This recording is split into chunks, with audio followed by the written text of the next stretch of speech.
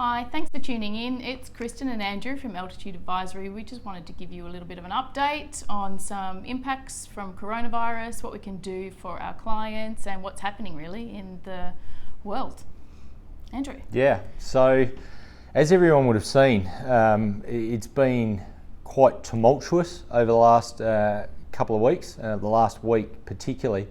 We've obviously seen the impact on the share market with some constant drops over the last few weeks. We've seen the closure of the Grand Prix today, major sporting events. Price, yes. We've seen the US shut their travel borders. We've seen the Aussie dollar continue to come down 63 cents. And we've seen what I'll call a relatively weak response from the government in terms of stimulus. Yep. There was a stimulus that was announced by the Prime Minister on Wednesday. Wednesday night, yes. It probably hasn't gone as far as it needs to go. And we're seeing these responses or these outcomes in the market largely because there's been a real lack of confidence around businesses' ability to cope with the crisis. On the back of bushfires And other things that are going on. So on the back of not having crisis management plans in place, not having an idea on how to deal with cash flow, how to deal with a quarantine event, the share market and other things have had these response, which is basically driving down sentiment around these things. So I know like me, you've had plenty of emails and calls where clients have been asking us what we're going to do about it, how we're going to respond and the impacts for them. So I know we've got a plan in place. We do. Do you want to tell everyone what we're going to do? Our plan, we are business as usual, so we're quite teched up, we're fine. Our people can work from home, quarantined or not, so nothing will happen for our clients. It's business as usual. I see it's team first. Obviously, that's how it works for you guys too in your businesses. It's people first, but how do you keep things moving along? So for us, I don't see any standstill when it comes to our clients and our impact on them. Probably the only thing that may come into play that might be a problem might be some of our travel, regional travel, depending on what. Yeah, we still can Skype in and have meetings, so I see that we're there for people when their cash flow gets tight, when things get really tough for them, to give advice and keep journeying. Yeah, and the real risk, Kristen, I think with some of this that we've seen is that we're at the start of this and it's moving really, really fast. And people don't have any certainty around what this might look like.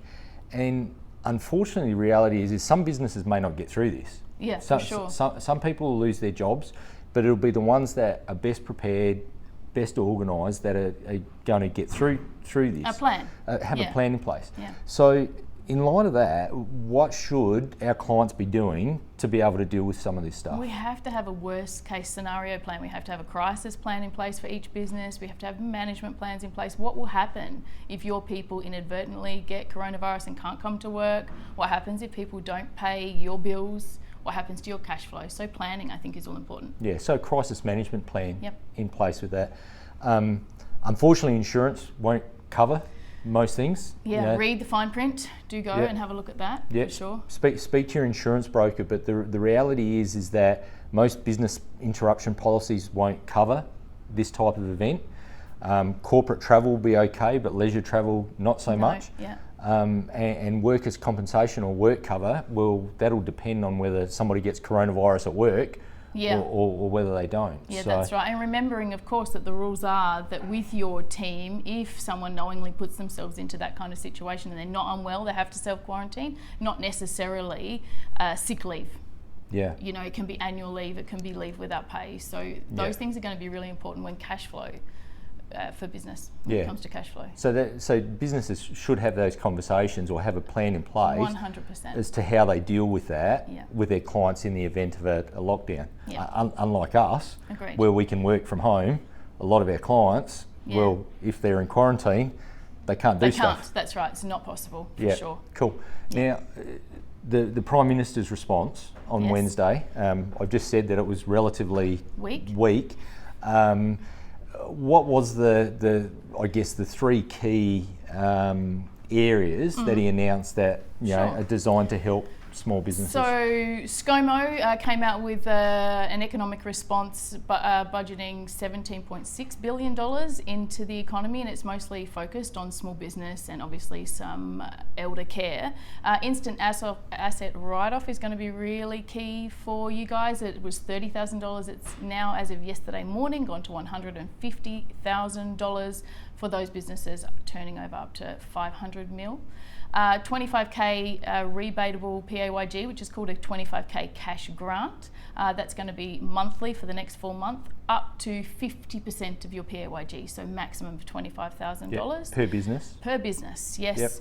Yep. So on your BAS, and 50% of apprentice or trainee wages as well. So if you do have apprentice or trainees, you'll be eligible for that. It happens straight away on your BAS as well. So no forms to fill out. And that's up to 21. Up to 21k. 21k per over apprentice the next or trainee. 9 months. Yeah. Yes. Cool. Per business. Per $7,000 per quarter. Yeah. And I think that also applies if you rehire or hire brand new ones. Absolutely. An apprentice or a trainee that may have lost their job. Yeah, but correct. I agree that the instant asset write-off is a massive one. It's a big for one. clients. Yeah. So, and it came into play yesterday morning at the announcements. Yeah, cool. And that's per asset for businesses turning under 500 Correct. Obviously, to try and keep money churning in the economy. Cash flow, very important. So cash flow budgets are going to be really important in the face of a pandemic. So we don't want to go spend 150k now. Let's make a plan and then know that we have it. Okay, cool. So the key things I think to note out of that, everybody, is make sure you have a crisis management plan in place. Check your insurance. Have a look at what opportunities we've got in terms of using some of these government incentives. Make sure you review your budgets and analyse your cash flow. And if you're not sure on how to do any of that, give us a call. Pick up the phone. Shoot us an email. The team are all geared up here, ready to help as we need. Sure. Cool. Well done. Thanks.